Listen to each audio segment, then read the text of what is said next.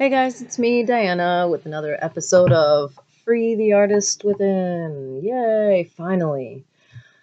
I've been really busy between my kids and everything else in life that I have going on. It's kind of a lot.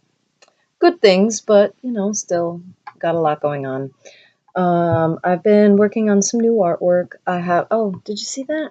Did I ever show you my tattoos? This one is a lotus. I got this one at North Jersey Tattoo. Anyway, I'm into tattoos. I'm up to 5.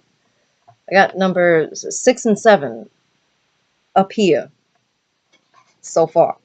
Anyway, so I've been working on some new art. I've been doing, if you follow me on Instagram, you'll probably have noticed that I have been doing these lino blocks.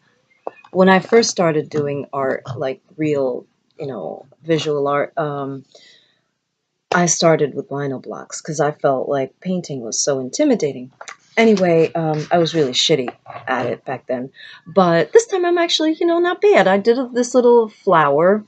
I have these little like leaves or whatever you want to call them. And I have a couple others that I don't know if I'm ready to show you yet. So I made an art journal. This is my art journal. I'm sorry that the cover is kind of not the best in the world, but this is also a stamp. This is actually, I made this on rubber. And this is from a vintage dictionary. Vintage dictionaries are awesome. And here's the first page with that stamp that I just showed you. I made this. I also did some canvas work, which I'll be showing you on my website, www.thecraftaholic.com. That's coming soon. The post is coming soon. The site is already up. And here's this. This is also coming to my blog. By the time you actually see this, it'll probably be on my website. So that one, it's cool, right? Because look, she's got little hands. They're peering out. She's like, hello, peekaboo. So I've been thinking a lot about, my daughter, my oldest daughter, and I are big Tim Burton fans. And we, in fact, went to see his exhibit some years ago at the MoMA. And I've been thinking about his version of Alice in Wonderland and how the whole time they're saying, well, you're not the right Alice, you're not the right Alice. Finally, at the very end, she gets really annoyed and she says, you know what? Fucking shit. This is who I am. I'm fucking Alice. Fucking take it or leave it. Sorry for the cursing if you have a problem with that. And then that's when the little caterpillar dude says, now you're the right Alice. And I think that in life, you know, I've known people who've gone their whole lives and not really known who they are, especially as an artist.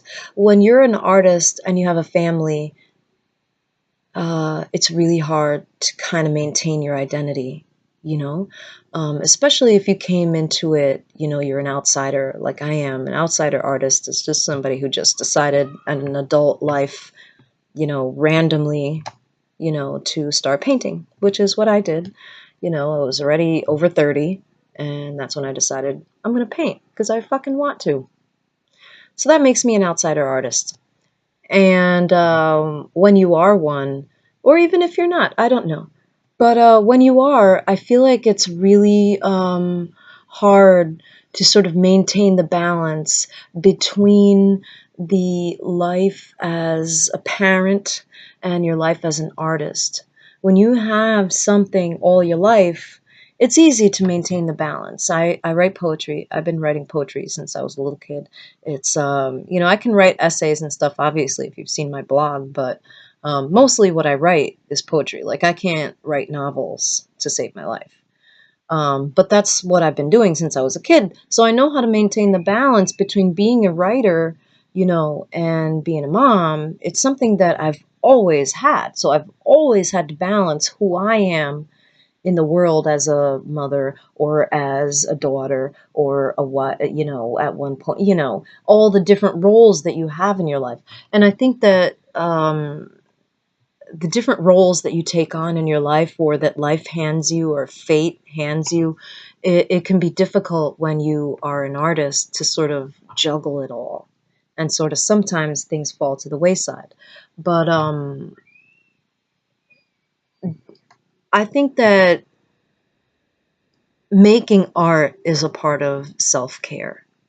I think that you have to approach yourself in the same way that you would your child.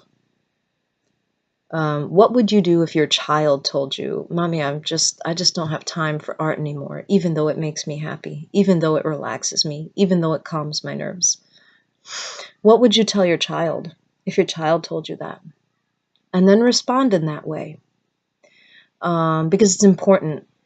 Art is important. I've always said, to people that I know personally, that art is a very revolutionary act.